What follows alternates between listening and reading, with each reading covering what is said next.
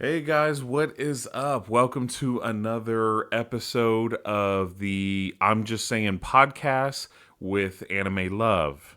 Okay, so again, this is episode 3, and today is November 21st of 2023. I figured I'd start putting the dates in these podcasts so people are kind of familiar with when I'm doing these.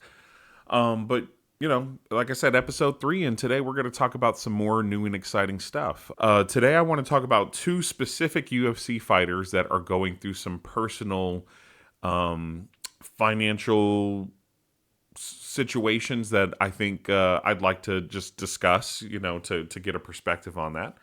And then I want to talk about Tory Lanez a bit, the musician, and some things that have developed since he's been unfortunately in jail or in prison. So we'll talk about that. And then I want to talk about there was a new announcement, and I think it's been announced for a little bit of time now, but again, not very many people might be aware of this. So we're going to get kind of back in the anime category. I want to talk about the projected new season of the continuation of the Avatar series with Nickelodeon. Okay, so they're basically working on another series that is supposed to take place after The Legend of Korra. Okay.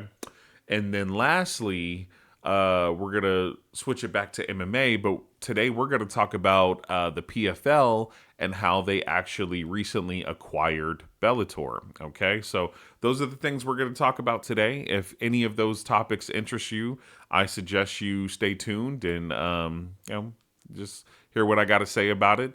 Again, these podcasts are for people who want to hear about these subjects, but maybe they're at work or they're driving the car and they can't necessarily watch the video. This is just, for you guys to hear, somebody's opinion on it. You might agree with it, you might not. We'll see. All right. So this one I'm very interested to talk about. Okay. So this one is about the two UFC fighters. Now, this conversation is probably not going to be what a lot of people think. With this, people think I'm probably going to talk about, like their performances or, something like that. That is not the case. So the two UFC fighters that I want to talk about is Jessica Andrade and Mackenzie Dern. Okay. Now they just recently fought each other on UFC 295 fight card, right? However, I am not here to talk about their performance. To be honest with you, I can kind of care less about, where they're at in their rankings and stuff like that, just because, they're just not my cup of tea when it comes to, fighting. It's nothing personal against them. It's not to say that they're not good. As far as I know from the advertising that I saw for UFC 295, apparently they're really well-rounded fighters and they're doing really well in the women's division, and that's great for them. But I just, I just don't, follow them like that. However, something was mentioned in the advertising for them that I thought was really interesting. So apparently, Mackenzie Dern is going through a divorce with her ex-husband. I don't know who her ex-husband is. I don't know anything about. Honestly, I really don't even know anything about her, other than the fact that she's a fighter and she's going through a divorce, because that's what they pushed when they were promoting the card. But apparently, she's going through a divorce with her ex-husband, and she is actually her situation is a little bit more unique than your traditional court case when it comes to divorce. Okay. So apparently, because she does so well in life, she's a very accomplished woman, right? She's very athletic, she's talented, and because of that, oh, and she's motivated, and because of that, she got her deal with the UFC. I'm sure it's not easy to get in the UFC, guys. I can't speak on it because obviously I'm not a MMA fighter. I've never been to the UFC, so I can't speak on it and stuff. But I'm sure it's not easy. I'm being getting into the UFC. I would imagine is like a basketball player trying to get in the NBA or a football player trying to get in the NFL. Like I'm sure it's not easy because it's at the top. It's the cream of the crop. So, she's very accomplished and stuff, and I'm assuming she makes pretty decent money with the UFC. Although a lot of people say the UFC doesn't pay very well, I'm sure they pay pretty decent.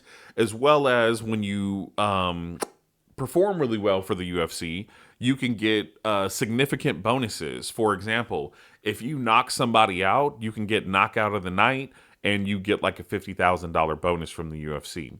If you get performance of the night, you can get a $50,000 bonus from the UFC. I'm sure they might even have some other stuff like submission of the night and all that other kind of stuff. So again, the UFC can be very profitable. So because Mackenzie Dern is an accomplished woman, and I'm sure her husband is not as accomplished as her. Now, I don't know that for a fact because, again, I don't know him. I don't know anything about him. But in their divorce, she is actually getting fucked as opposed to him getting fucked. Because traditionally, it's usually the man who gets fucked. Let's keep it real. Now, I'm not saying that's what it is all across the board, but what I'm saying is majority of the time, it is a man who gets the short end of the stick when it comes to a divorce or child support than the woman. However, because she is an accomplished woman, she's getting the short end of the stick, and she is actually having to pay him, according to her, significant amount of money on a monthly basis for spousal support. Okay, now, interestingly enough, and ironically enough, her opponent that she recently fought for UFC 295, which is past, let's get that on record.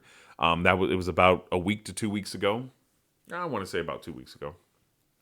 Her opponent, Jessica Andrade. Now, Jessica Andrade is a woman, obviously, but Jessica Andrade is, to my knowledge, she's gay in a sense of, when it comes to her dating, she dates other women, and she kind of, I guess she acts like she's the man. And, when she gets a woman, she wants a woman who acts like a woman, or whatever. But ironically, apparently Jessica Andrade was married as well to a woman, and she got a divorce. Now, I don't know if her divorce is still ongoing or if it's been completed. From what I was gathering, it seems like her divorce is already final. But she kind of went through a similar situation because Jessica Andrade is a very accomplished woman, and she does really well for herself. She got the short end of the stick in their divorce. Apparently, she has to pay her spouse, or excuse me, her ex-spouse, spousal support, significant amount of money, probably because, they make more money than their exes and stuff like that. So it's like, even though they were going to fight each other, they could kind of relate to each other on that. And I guess, they were saying like, yeah, maybe after the fight, we'll talk, and, maybe I'll give her some, Jessica Andrade was saying, I'll give Mackenzie Dern some advice on how she should go about her divorce. Because I think Mackenzie Dern's was, I want to say it was still ongoing, like it wasn't final. However, she had already been ordered to pay him spousal support. And usually, guys, when it comes down to spousal support in a divorce, it's usually based off of if a person makes a significant amount of money and they provide a certain lifestyle for the partner that doesn't make a lot of money. For some reason, when you want to separate, the courts will force you to continue to provide that person who you're no longer fucking, and they're off fucking somebody else. You still have to provide them with a certain lifestyle. Why that is and all that other, I don't know, bro. I don't know. I don't agree with it. I think that shit is fucked up. When I leave somebody, Mackenzie Dern kept saying it. She said, bro, when I go and do my fights now, I'm paying his fucking bills. She's like, I can't even pay my own bills with what I'm making right now. When I fight, I'm paying his bills. That's crazy, bro. And here's the thing. Basically, what the big thing I want to say about this is welcome to the life of men. Okay? This is how men are treated in court all the fucking time. Okay? When it comes to just a divorce, most of the time it's men that got to pay out spousal support, and almost virtually all the time when it comes to child support, men are the ones paying, significant amount of money just because she's the mom, you know. Now again, am I saying that across the board every man is good and doesn't deserve to? Of course not. You know what I'm saying? There are some shitty dudes out there who don't, like don't take care of their kids, never wanted to take care of their kids, and they brought them into the world, and the mom is struggling, right? And let's be honest, guys, like some people like to say, oh well, you should have known what kind of situation you were getting into. Some people can fake it, bro. Some people can make it seem like they're one person when you first get with them, and then once they get what they want from you, which is usually some ass or something like that, once they're done with you, bro, they'll act completely different, and you wouldn't have known that they were going to essentially abandon you and the child that they help you create. So I'm not saying that certain people shouldn't pay. However, there are individuals out there, specific, I'm kind of referring to men at this point, such as myself, where like you want to be in your child's life. You make a effort to be in your child's life. However, the mom, because she's done with you, she doesn't want you to be in the child's life, but she wants your money. And then the courts will say, well, you're not together anymore, so we're just going to make you pay her, and that's the end of that. And that's not right. The way I see it is if the man is trying to make a conscious effort to be in the child's life, and the mom don't want you to just because she don't like you, if the courts aid her in keeping the child away from you, then okay, well then don't ask for my fucking help then. If you want to be solely responsible, you want sole custody, the key word in that term is sole, right? So if you want to have sole custody, then you need to be solely financially responsible for that child. If you want my help, then it's going to need to be joint fucking custody. So we can jointly be responsible for that child equally. You know what I'm saying? But the courts don't operate that way, bro. They'll fucking force a dude to pay, but ironically, they won't force the mother to allow the father to spend time with the child and see the child. It's crazy, bro. The courts will essentially pimp men out to women. But in the case of these two UFC fighters who happen to be women, again, because they're very successful, they're talented, and they're doing well for themselves, now they're being treated like men when it comes to divorce, and they're getting a taste of what men have to go through. And they don't like it. Let's keep her. I mean, Mackenzie Dern spoke on it, and I heard her talk about it. She thinks it's fucked up, and it's like, cool. This needs to happen to more women, not because I want to spread misery or whatever. It needs to happen to more women, though, so women can realize, damn, this shit is fucked up. Because as a beneficiary of this fucked up court system, of course women are going to be like, nope, I think it's fine. I think it's right. Of course, because you're the one getting the fucking money. You get to sit on your fucking ass all day and get paid from someone who, you don't even like anymore. Of course you want their fucking money. But when you become a victim, essentially, and you're the one getting fucking raped and getting your fucking money taken away, then you're going to open up your eyes and say, all right, this is wrong, And of course, because it's happening to you at that point, right? So, yeah, man, it's fucked up. It's really fucked up how these court systems are. They don't work. It's very discriminatory and prejudice against not only mostly men, but as well as successful people. It's almost like you're getting punished for being successful. You know what I'm saying? That's crazy, bro. That's fucked up. These two women, Jessica Andrade and Mackenzie Dern, are being punished by the court systems for being more successful than their exes. Their ex-spouses. Like, what the fuck? So I just wanted to bring that up, bro. I just wanted to bring that up, and it's again, it's fucked up, but at the same time, it's kind of nice that two women get to understand what it is men go through. Now, yeah. Now, me personally, I have got, I have been. Oh, anyway, yeah, I'm not gonna talk about that. Anyway, now one thing I wanted to talk about and bring up in regards to this is the comedian Ari Spears. Okay.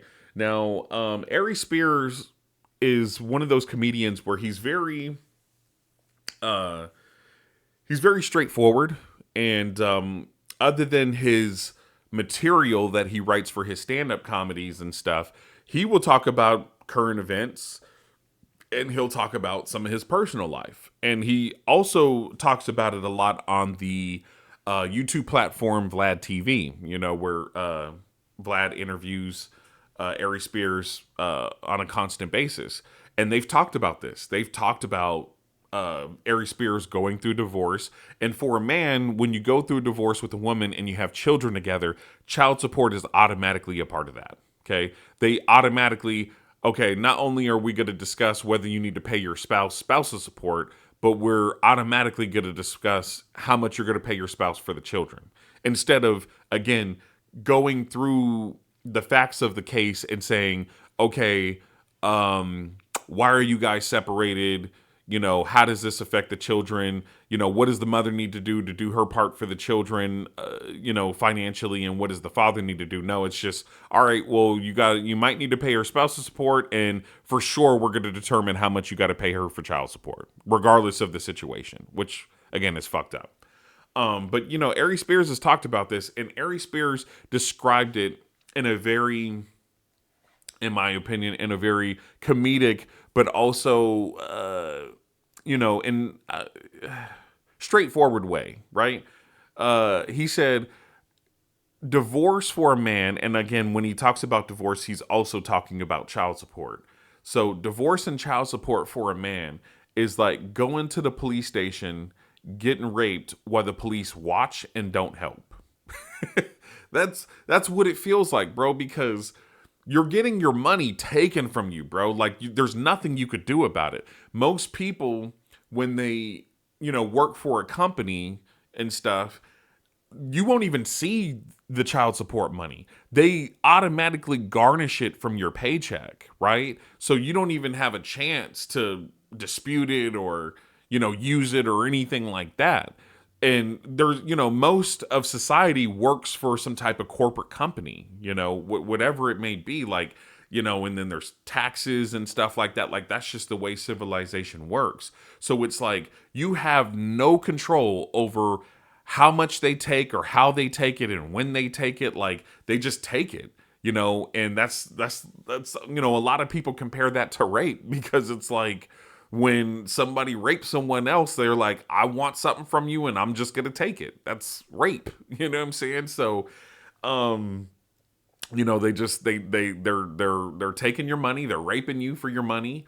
And, you'll go to the courts, you'll go to the courts and you'll plead with them. You'll say, hey, can we please lower this child support amount or this spousal support amount? Because, I'm having difficulty paying my own bills. I'm having difficulty feeding myself.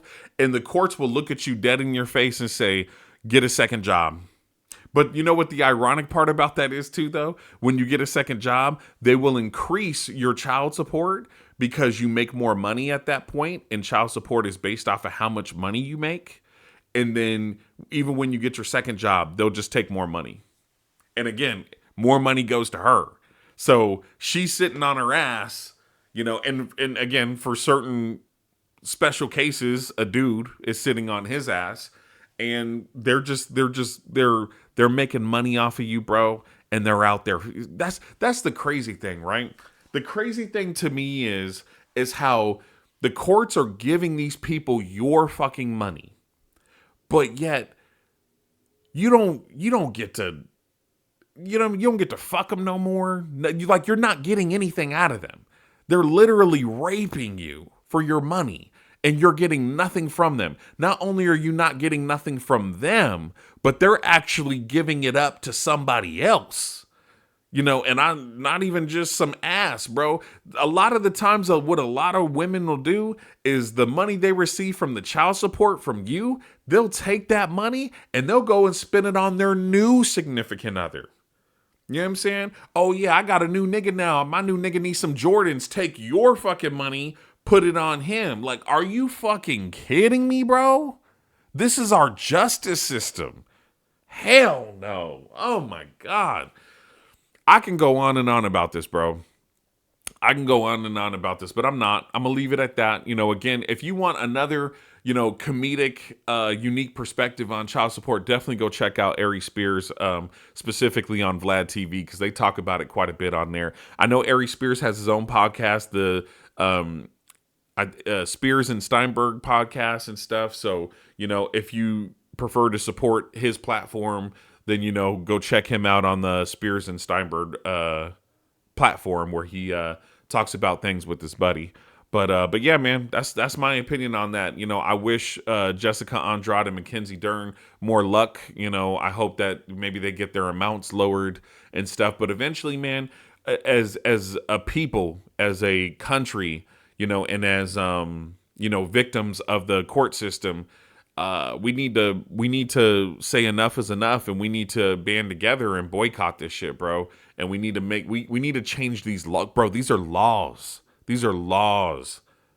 We need to change these laws. Just because it's a law don't mean it's right, bro. Okay, slavery used to be a law. You know what I'm saying? That shit was wrong. Segregation used to be a law. That shit was wrong. You know what I'm saying? It used to be within the laws for a man to come home and beat his wife for no good reason. You know what I'm saying? That shit was wrong. Like, just because something is a law don't mean it's right. All right? And we're going to leave it at that. All right. So we're done with that topic. So the next thing I want to talk about, guys, is Tory Lanez. Okay?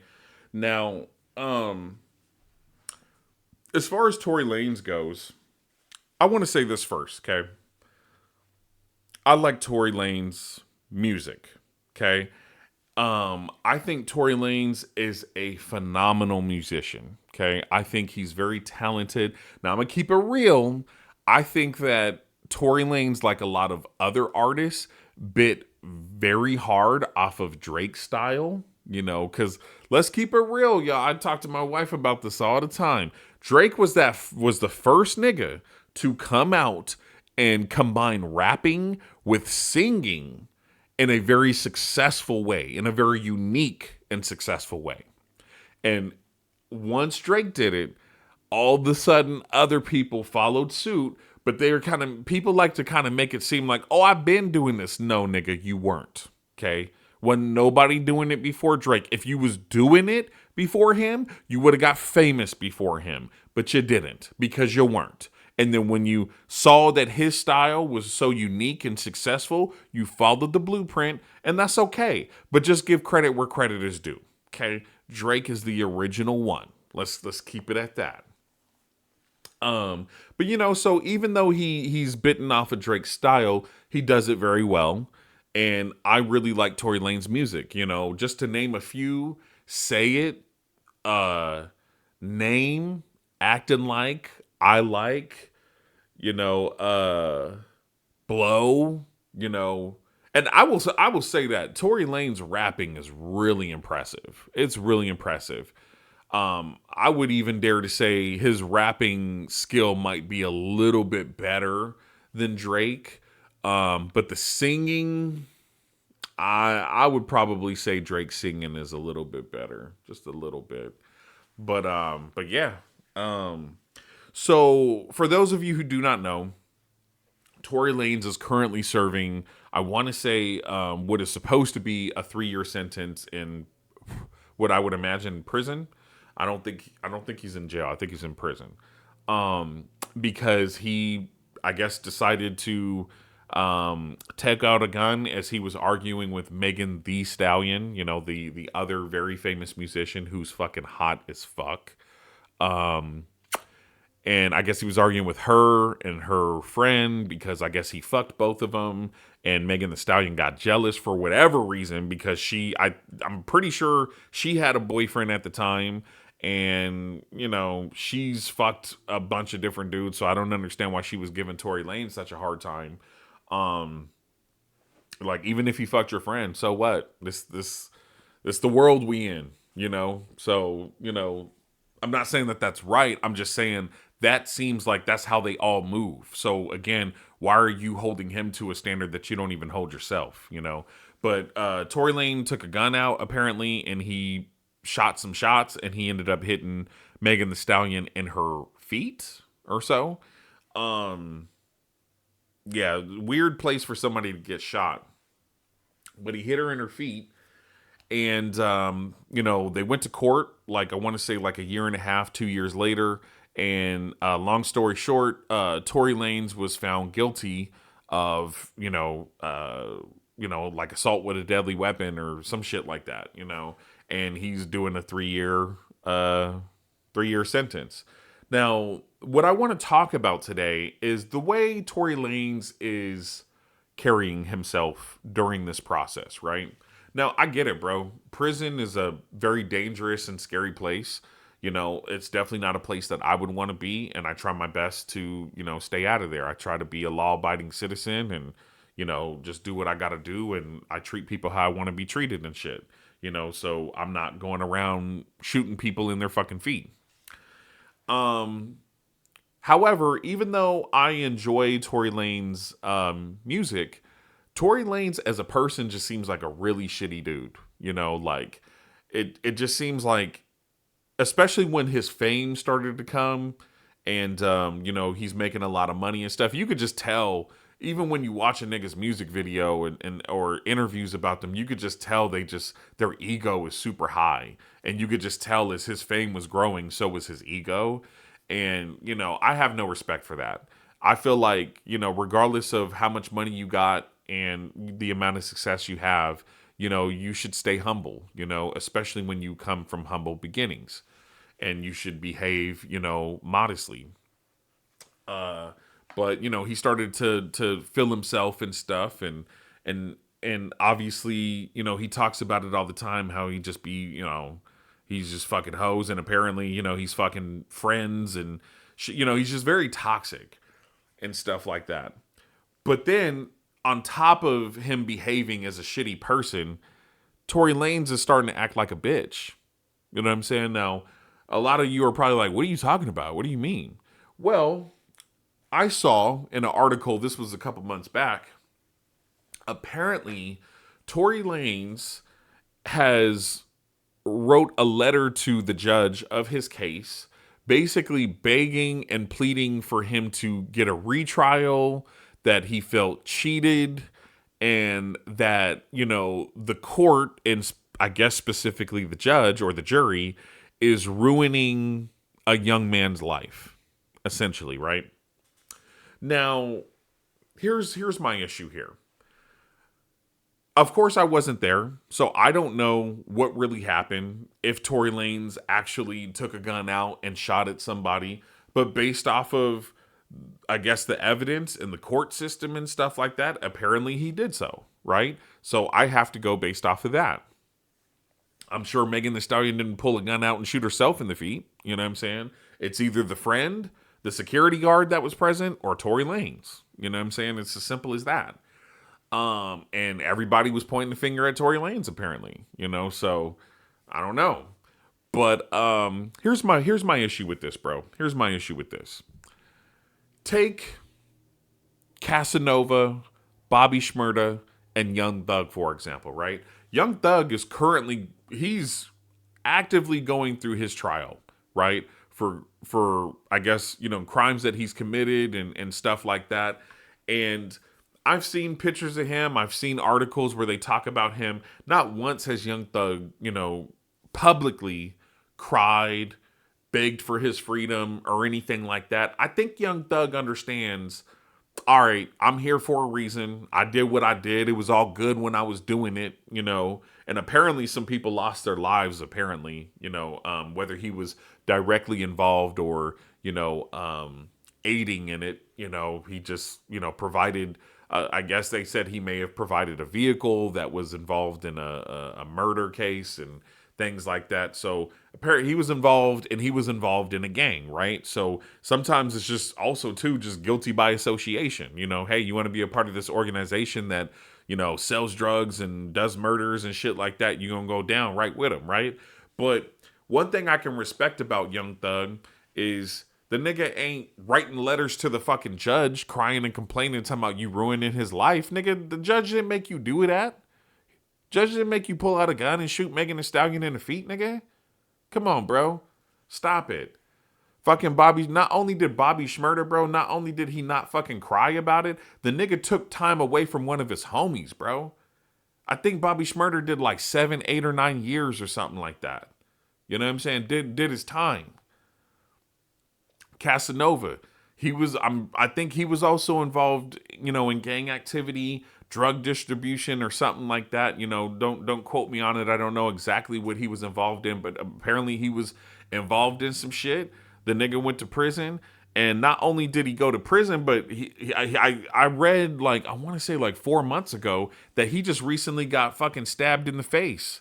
Got a big ass gash in the face, but instead of like running to the judge and crying and complaining about it, the nigga standing his ground and he fighting back. Apparently, I think they said he fucked the dude up who fucking stabbed him. But again, after that, he didn't write no fucking letter to the judge. He ain't crying and complaining, bro. The nigga just got like 16 years, I think it was. But he understands, hey, bro, I did this. I knew the consequences of this. I'm gonna deal with it as a man. But Tory Lanez want to fucking cry and complain and write letters to the judge like, nah, nigga, I listened to your music, bro. I listened to you talk that rah shit, talking about how you got guns and you'll fucking nigga up and do it. Okay, nigga. And this is where it gets you. This is where, when you promote violence and gang activity and all that other kind of shit, this is where it gets you, bro. And now that you win it, you want to sit up here and act like a baby. Nah, nigga. Nah. Deal with them consequences. You know what I'm saying? And you want to pull a gun out and act like you a big boss, nigga. Hey, you ain't got no gun now, huh? Ain't got no gun to protect yourself in there now, huh? And I'm not doing this to shit on homie. I really ain't. I'm not doing this to shit on him. But it's like, bro, be a fucking man, bro. Be a man. Okay? You know what you did. Okay? You know what you did. You know you was on that rah shit. You know what I'm saying? Be about that, bro. Don't tuck tail now, bro. Don't tuck tail now. You just making yourself look bad, bro. You just making yourself look bad. And I'm gonna say this, bro. When you come out, let's stop all that shit. Don't be talking about no fucking fighting, no guns, no drugs. Don't be talking about none of that. Don't, nigga, I want to hear you talk about money, business arrangements. I want to hear you talk about the nice cars you got, nice clothes and jewelry. Don't talk about no gangster shit, bro, because you most certainly ain't no fucking gangster, bro. Don't talk about that. So that's what I got to say about that, bro. Tory Lanez is just really making himself look bad. All right. So that's what I got to say about that. All right. So we got two more subjects to talk about. We're going to talk about the new series of the Avatar that continues, and then we're going to talk about PFL that acquired Bellator. So as far as the Avatar series, so Nickelodeon, I believe it is, has announced that in 2025 they will be releasing a continuation of the Avatar series. Now, apparently, this is going to be taking place 100 years after The Legend of Korra. And what they keep saying is based off of the Avatar timeline, 100 years after The Legend of Korra would put the characters in a environment that is equivalent to modern day. So apparently, this story timeline is, and apparently the main avatar is going to be an earthbender, but essentially what they're saying is they're going to have characters who are essentially in our modern times, with cars and planes and technology like guns and bombs and all the cameras and all that other kind of stuff. They're going to have these characters, airbending, firebending, waterbending, and earthbending in modern times. I think that's kind of cool. I think that's a cool concept. Hopefully they do it, some justice. Now, don't get me wrong. I mean, in The Legend of Korra, they had some technology. They had technology. They had air balloons and, they had warships, and they had I think they had cars. They were like the older cars, like the ones you would see like in 1920 and stuff like that. But yeah, they had like cars and stuff like that in there. They had robots, constructed robots and stuff like that. So technology was present in The Legend of Korra, but apparently it's going to be like modern technology stuff. So I think that's a really cool concept. I am really excited that this time it's an earthbender because instinctively the original Avatar series, Aang was a airbender and Korra was a waterbender. So it's kind of nice to see that this new character, their origins is going to be earthbending. Honestly, I would probably say out of the four bending styles, earthbending is probably my favorite. I just think it looks cool. I think a lot of the things that they can do looks really cool. Like if I had to make a choice, I would either want to be a earthbender or a firebender. Because one thing I really like about the firebenders too, though, is how they can fly because of the fire. You know, they could essentially use the fire as like a projectile, you know, force to launch themselves in the air and stay flying and stuff. I think that's really cool. But you know, earthbenders, they can use the earth to propel themselves up and, you know, essentially fly. Well, not fly, but like jump really far and high and stuff. So yeah, those are my two favorites right there. So I'm really excited to see this. I hope for one, you know, I enjoy. I want to say this. I enjoyed the Legend of Korra. I enjoyed Korra. I thought that Korra was really cool. I thought that her look was really cool. I really liked her even better too when they cut her hair. I thought that was a really good look on her. I thought Korra was fucking. I mean, granted, guys, I know she's an animated character. She's not real. I understand that, but I thought she looked good. You know, like when they drew her, they would make her body perfect. Oh, her titties, bro. Oh, they was fucking perfect, bro. Oh my goodness. Um, yeah, Korra was hot. But yeah, I enjoyed Korra. The only thing I did not enjoy about Korra specifically is the fact that she would get her ass whooped a lot, especially sometimes she would get her ass whooped even when she was in the Avatar state.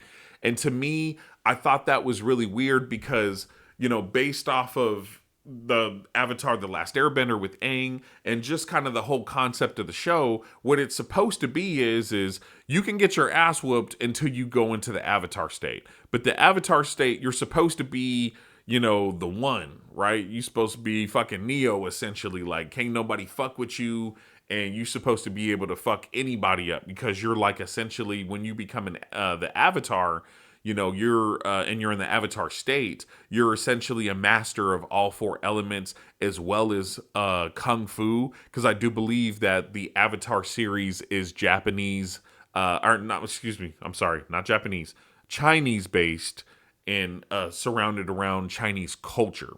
Okay. So yeah, you're supposed to be a master of, like, you know, the elements as well as kung fu. So you're supposed to be that nigga. And the Legend of Korra, there was quite a few times where she turned into the Avatar and she was getting her ass whipped, whether it was a spirit or it was a fucking another person. You know what I'm saying? She was getting her ass whooped. I'm like, bro, she's the Avatar. What the fuck? You know what I'm saying? So I didn't like that. But other than that, I loved Korra. Now, I say all that to say that in this new series, if I had a preference, if someone were to ask me what my preference would be, this time I would like to see a male earthbender. I don't know, just to kind of switch it up again. You know, in Avatar, The Last Airbender, obviously the Avatar was Aang, and you know, Korra, she was the Avatar next. You know, so I maybe if they keep doing that, you know, male, female, I'm cool with that. Just kind of switch it up. You know, keep us guessing, keep us interested in stuff. And this time, bro, I really, you know, because even Aang to an extent, like even though Aang was the Avatar, and when he would turn or when he would go into the Avatar state, he would whoop ass.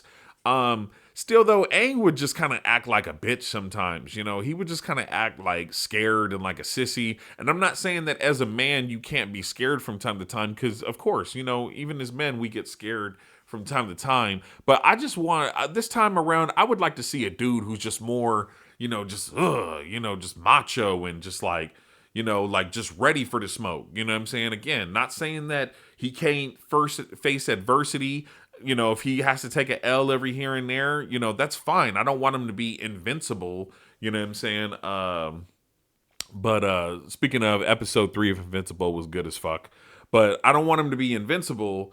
I just, you know, I just want him to be more, just a little bit more skilled and just more macho this time. So that's what I'm hoping for. So yeah, I'm looking forward to that, man. I mean, it sucks that we ain't gonna get it till 2025. That's like a whole another year and probably half from now. So that sucks. I wish we were getting it a little bit sooner, but it's all good. All right. And then real quick, I want to talk about Netflix obviously is creating the live action version of Avatar The Last Airbender. I thought that was really interesting that Nickelodeon gave them the rights to make a live action for it. Of course, Nickelodeon had given, I think it was Paramount, the rights to make a live action movie of it.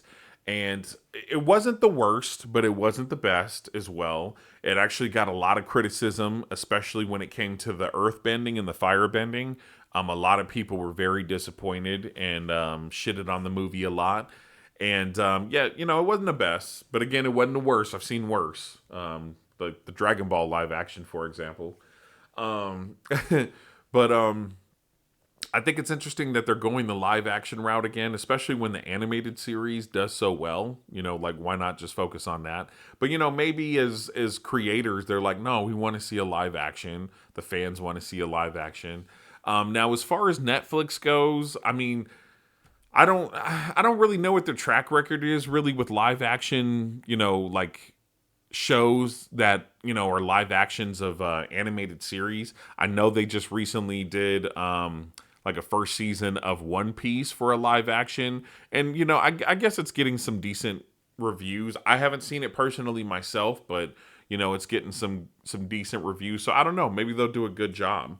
Hopefully they do, because it is a good series and it would be nice to see it in a live action. So hopefully the casting is good and hopefully the CGI is really good. So we'll see. We'll see. I'm hopeful. All right, guys. So the last thing we are going to talk about today is the PFL acquires Bellator. Okay.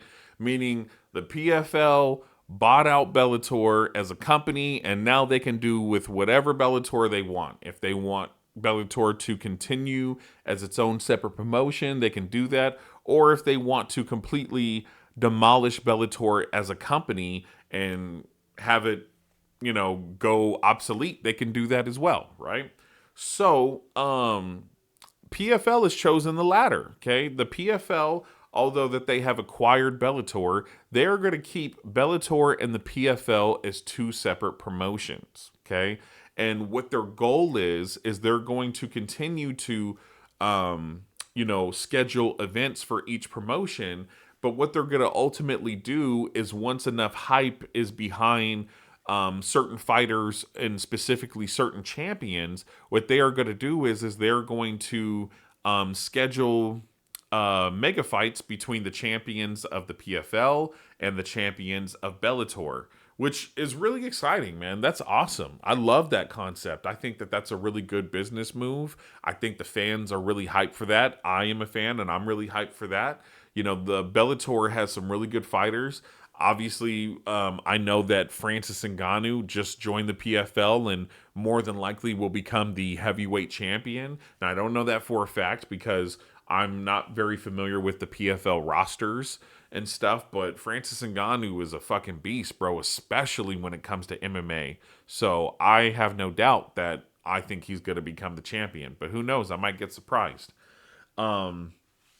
So yeah, that's really exciting. Now the UFC has done something similar to that in the past, to my knowledge. I want to say they might have done it once or twice, but I know for a fact at one point the UFC had acquired or purchased Strikeforce, and but for the UFC, instead of keeping the two promotions separate and building them both up, the UFC just acquired Strikeforce. And what they did is they kept a lot of the fighters from the Strikeforce roster that they wanted to keep, that they thought was worth a damn. And I think they got rid of the rest of them. And then they basically abolished the Strikeforce company. Strikeforce is no longer an entity, and it was done with. So initially, what the UFC did is they bought out the competition. Right? They were like, you guys are kind of taking away some of our pay-per-views. You're taking away some of our fan base. So what we're going to do is we're going to buy you guys out and we're just going to cancel the company altogether. You know, probably smart business move, you know, for UFC, but very beneficial for the owner of Strikeforce, which also, this is the crazy part, bro. The owner of Strikeforce is the same guy who started up and owns Bellator. So this dude is really smart. So basically, he created Strikeforce and made it successful, got a big ass fucking payday from the UFC to basically cancel that. But all he turned around and did is he created another company, another fight promotion, built that up, you know, to be the next best thing to the UFC again. But instead of the UFC buying him out this time, because they probably paid him so much the first time, they're like, oh, this nigga again? We ain't about to do this again. We done already paid him a grip of money. But instead of the UFC paying him, the PFL said, nah, we'll buy your company. But instead of canceling you, we want you to keep running it and building it up, because now the PFL and Bellator, essentially what they want to do, bro, is they want to be on par, if not better, than the UFC. Because for the past, I don't know, fucking, if I were to guess, I don't know, fucking 30, 40 years, you know, no, I think it's 30 years. I think like 30, 31 or something like that. For the past like 30 something years, the UFC has been the promotion as far as MMA goes. And I just think that some people are ready for a change, you know, probably fighters as well as other promoters. Like they're just ready to see somebody else be top dog because, you know, just like anyone else, you know, when you get a lot of money and a lot of fame, you become egotistical and pretty arrogant. And I think the same could be said for Dana White. You know, Dana White, his ego is very high. He thinks he knows everything, even though he doesn't.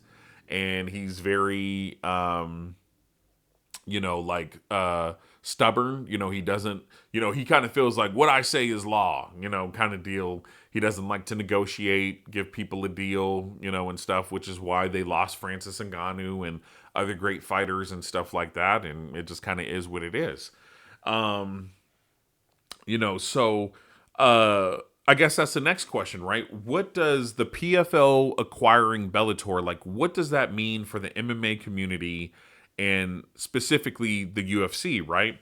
Well, it depends on what part of the MMA community you're talking about. Are you talking about the fans, the fighters, what? So we'll talk about both of those, right? So for the fans, it's just nothing but good, right? It just means we're going to get more mega fights, more, you know, of us seeing our favorite fighter in this promotion fight somebody in that promotion, right? It's really exciting.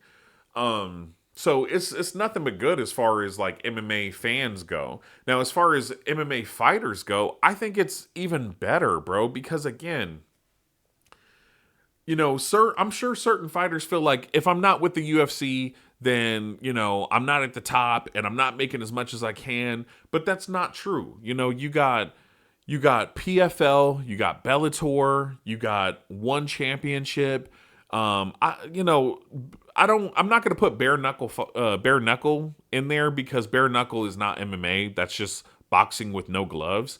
But, you know, some fighters got that too. But, you know, specifically though, you got PFL, Bellator, one championship. I'm sure there's even more out there that I'm not very familiar with. But you got at least three platforms that are really big, that, you know, are doing really good advertising, and they're making moves to build not only themselves up as a company, but their fighters too, you know? So I think that's really exciting. And of course, a lot of fighters specifically who leave the UFC, you know, they do interviews and they say, shit, I'm getting paid more from these other promotions than I ever did with the UFC. Because with the UFC, apparently, according to these fighters, if you're not Conor McGregor, John Jones, Khabib Nurmagomedov, or I don't know how to pronounce his last name. If you're not Khabib, I probably should have just said Khabib. But if you're not Khabib, John Jones, Connor, fucking, you know, TJ Dillashaw, just certain, obviously like Dana White's favorites, unless you one of them, bro, Israel Adesanya, you know what I'm saying? Unless you're one of them, bro, you're just not gonna get as big of a payday as them. You know what I'm saying? So a lot of UFC fighters who left the UFC, they say that they get paid way better from Bellator, from PFL, from one championship. And not only do they get paid better, but they have more freedom in their contracts to possibly venture into other things, such as, again, bare knuckle fighting, or was it Showtime boxing, or something like that, you know? So like Francis Ngannou just fight Tyson Fury. Of course, we talked about that on this podcast. But, you know, apparently he got a big payday, similar to how Conor did with Floyd Mayweather. But the difference is the UFC, for whatever reason, wanted to back Conor up, but they don't want to back anybody else up. You know what I'm saying? So, yeah, you know, so I'm really happy for MMA fighters that they have those three other major platforms to perform on, you know, and have an opportunity with. So now, as far as the UFC goes, what does that mean for the UFC? All it means is that they're going to have more competition. But do I think that the UFC is going to, you know, partner with PFL and Bellator or one championship and say, hey, you know, let's have some mega fights? Absolutely not. Dana White has made it pretty clear that he believes that they have the best fighters in the world.